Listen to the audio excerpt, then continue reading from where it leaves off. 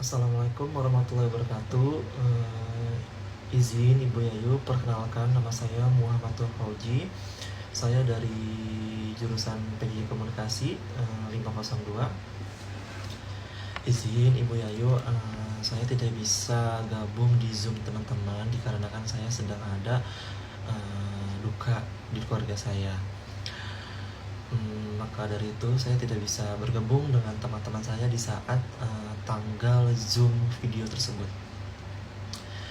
Di sini saya akan mempresentasikan pribadi ya Ibu ya, tentang membahas sama teman-teman saya. Saya mengambil judulnya itu edukasi budaya digital, melestarikan tradisi melalui literasi teknologi yang terjadi pada saat ini.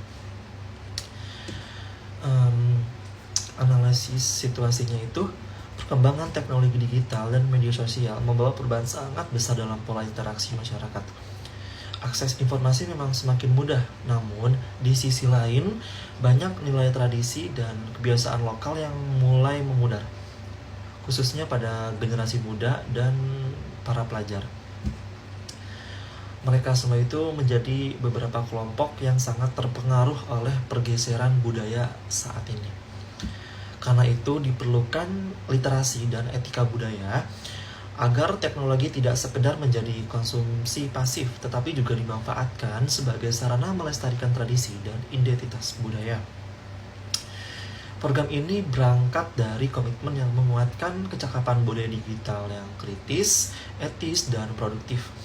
Melalui program ini, generasi muda diharapkan mampu berperan sebagai kurator digital yang aktif, mendokumentasikan, merawat, dan mempromosikan kekayaan budaya Indonesia melalui platform digital pada saat ini. Baik, untuk target sasarannya sih untuk segmentasinya itu mahasiswa unsia dan umum.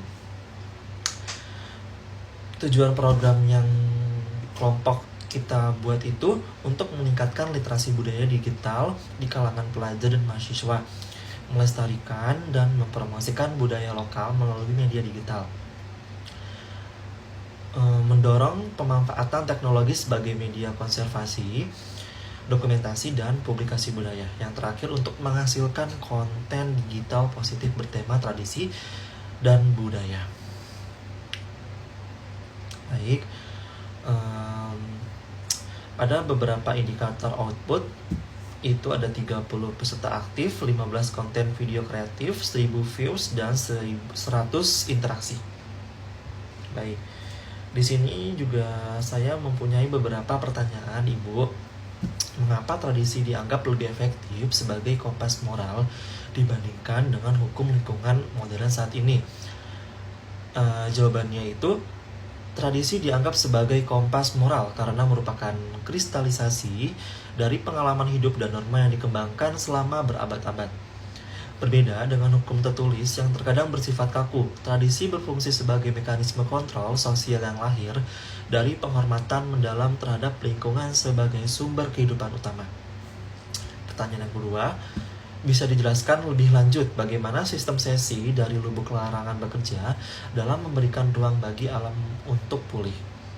Jawabannya, bekerja melalui sistem pelarangan sementara, sasi ini Maluku dan Papua melarang pengembalian hasil laut atau darat pada periode tertentu untuk memberikan uang regenerasi alami.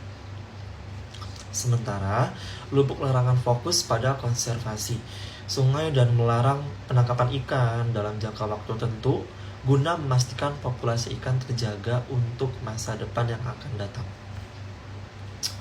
Pertanyaan yang ketiga, bagaimana sih cara konkret generasi muda menyatukan tradisi yang dianggap kuno dengan gaya hidup digital yang serba cepat pada saat ini?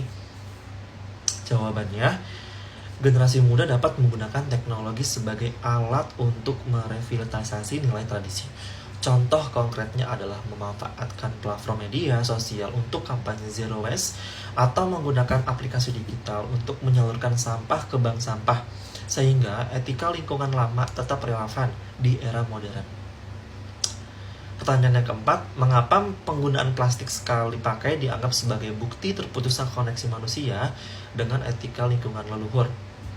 Jawabannya, karena gaya hidup modern saat ini terlalu mengutamakan kepraktisan sehingga menggeser tradisi lama yang lebih ramah lingkungan seperti penggunaan wadah daun atau serat alam. Penumpukan limbah plastik yang sulit terurai adalah bukti nyata bahwa kita telah meninggalkan nilai-nilai keseimbangan alam yang dulu dijunjung tinggi oleh leluhur. Pertanyaan yang kelima, apa alternatif tradisional yang disarankan dalam dokumen ini untuk menggantikan ketergantungan pada plastik? Jawabannya, dokumen menyarankan untuk kembali menggunakan tas belanja dari anyaman serat alam seperti noken atau purun, serta menggunakan kembali pembungkus alami seperti daun pisang atau makanan. Contohnya pada pengenangan tradisional seperti lemper atau lontong. Pertanyaan terakhir, apa yang dimaksud dengan redesign gaya hidup dalam konteks mengurangi sampah plastik?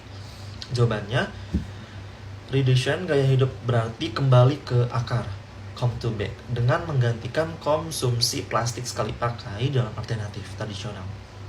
Selain itu, hal ini melibatkan penerapan prinsip 3R, reduce, reuse, dan recycle, dan menghindari perilaku belanja impulsif atau FOMO yang memicu peningkatan sampah pada saat ini. Baik, program CSR ini diharapkan menjadi kontribusi nyata perusahaan dalam menguatkan literasi budaya digital sekaligus melestarikan nilai-nilai tradisi di tengah cepatnya perkembangan teknologi. Semoga melalui program dan kolaborasi generasi muda dapat menjadi agen pelestari budaya yang kreatif, adaptif, dan berdaya digital. Izin Ibu untuk presentasi hari ini cukup dari saya. Mohon dimaafkan ya Bu ya, tidak bisa bergabung dengan teman-teman saya. Saya Muhammad Fauzi izin menyelesaikan presentasi hari ini. Wassalamualaikum warahmatullahi wabarakatuh.